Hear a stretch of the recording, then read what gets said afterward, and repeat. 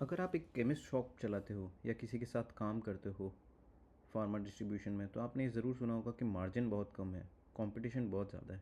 लेकिन क्या आपको पता है कि एक्चुअली पैसे जाते कहाँ हैं? एमआरपी से लेकर आपकी जेब तक बीच में कितने हाथ हैं और हर हाथ कितना खाते हैं? आज हम एग्जैक्टली यही समझेंगे, step by step, real numbers के साथ। मेरा नाम है मोहित और मैं खुद फार्मा डिस्ट्रीब्यूशन और रिटेल में हूँ। तो जो मैं बताऊँगा वो टेक्स्ट बुक से नहीं, ग्राउंड से आया है। पैसा कहाँ से कहाँ तक जाता है? पहले समझते हैं कि एक मेडिसिन का सफ़र कहाँ शुरू होता है और कहाँ ख़त्म। इसमें सबसे पहले मैन्युफैक्चरर। मैन्युफैक्चरर कंपनी की मेडिसिन बनाती है, उसकी एक एमआरपी होती है जो आपने पैक पर यूजुअली देखी होगी। लेकिन कंपनी डायरेक्टली आपको सेल नहीं करती, वो अपना काम किसी और को देती है, सी एंड एफ एजेंट को। सी एंड एफ एजेंट ये कंपनी का लोकल गोडाउन है, हर स्टेट में होता है। कंपनी इन्हें माल भेजती है और ये अपने रेट पर, जिसे कहती है कि एक्स फैक्ट्री प्राइस या नेट रेट, आगे सेल करती है। सी एंड एफ का काम है माल स्टोर करो, आगे भेजो। इनकी रफली मार्जिन होती है 2 to 3%। ये डायरेक्टली रिटेलर्स को सेल नहीं करते, ये सेल करते हैं स्टॉकिस्ट या डिस्ट्रीब्यूटर को।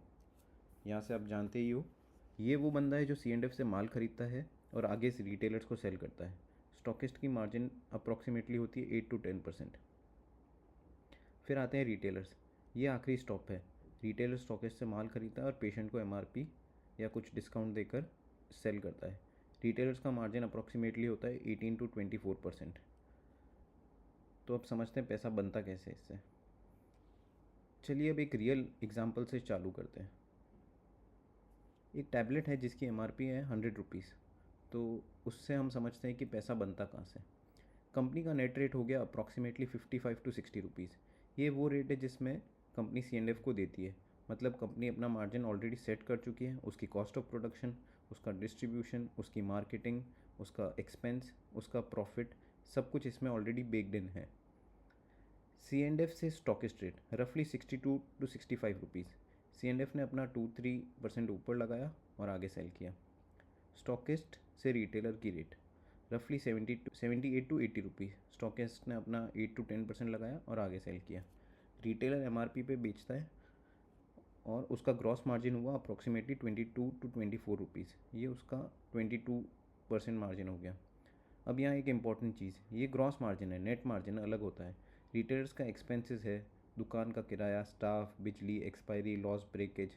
तो नेट रिटेल का मार्जिन अप्रॉक्सीमेटली 15 to 18% रह जाता है।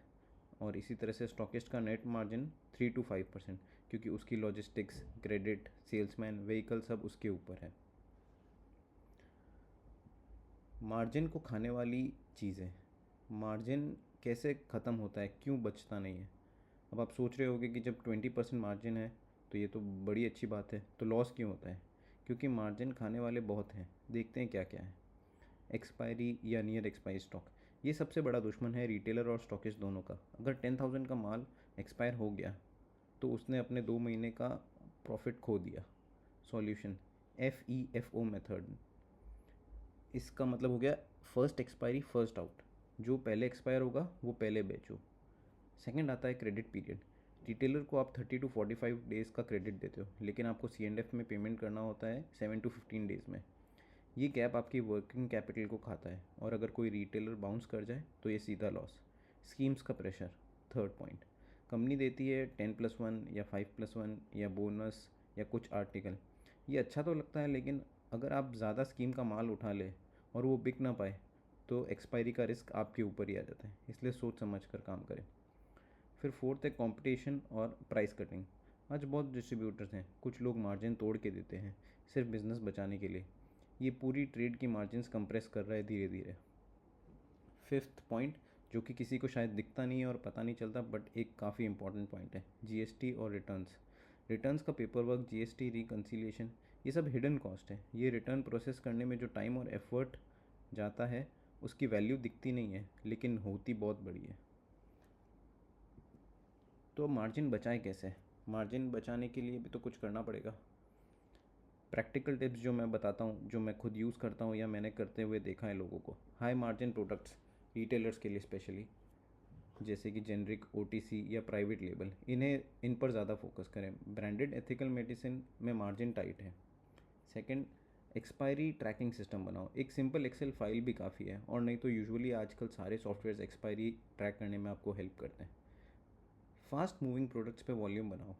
जो प्रोडक्ट ज़्यादा बिकता है उस पर ज़्यादा फोकस करो, और स्लो मूविंग प्रोडक्ट्स इन पे क्रेडिट मत दो। आजकल यूजुअली हम अपने फ्रेंड्स या अपने रिश्तेदारों को क्रेडिट पर दे देते हैं रिटेलर होने के बावजूद भी, जो कि गलत है। तो स्पेशली स्लो मूविंग प्रोडक्ट्स पे आप मत दीजिए। डिस्ट्रीब्यूटर्स या स्टॉकिस्ट के लिए आप ये ध्यान रखें कि क्रेडिट लिमिट को स्ट्रिक्टली फॉलो करो। रिलेशनशिप से ऊपर बिजनेस को रखो। स्कीम का माल सिर्फ उतना ही मंगवाओ जितना कि आपको श्योरिटी है कि वो बिकेगा। अपने टॉप 20 रिटेलर्स को आइडेंटिफाई करो जो आपको 80% बिजनेस देता है, उन्हें प्रायोरिटी दो। और एक बड़ा पॉइंट, कैपिटल, वर्किंग कैपिटल का हिसाब रखो। कैश फ्लो का स्टेटमेंट मंथली बनाओ। इससे आपको आइडिया रहेगा कि कितना कैश आ रहा है और कितना आपको आगे देना है। तो आज की समरी, आज हमने देखा कि फार्मा चेन में पैसा कहाँ से कहाँ जाता है, मेडिसिन कहाँ से कहाँ जाती है, 100 रुपीज़ MRP का रियल ब्रेकडाउन, मार्जिन खाने वाली चीज़ें, और कुछ प्रैक्टिकल टिप्स। अगर आप केमिस्ट शॉप चलाते हो या डिस्ट्रीब्यूशन में हो और आपको लगता है कि मार्जिन समझ नहीं आती, हिसाब नहीं मिलता, तो कमेंट करो, मैं इस पे और डिटेल में बात करूँगा। नेक्स्ट वीडियो में हम बात करेंगे GST ऑन मेडिसिन, क्या टैक्सेबल है, क्या एग्जेम्प्ट है, और कॉमन मिस्टेक्स जो केमिस्ट करते हैं।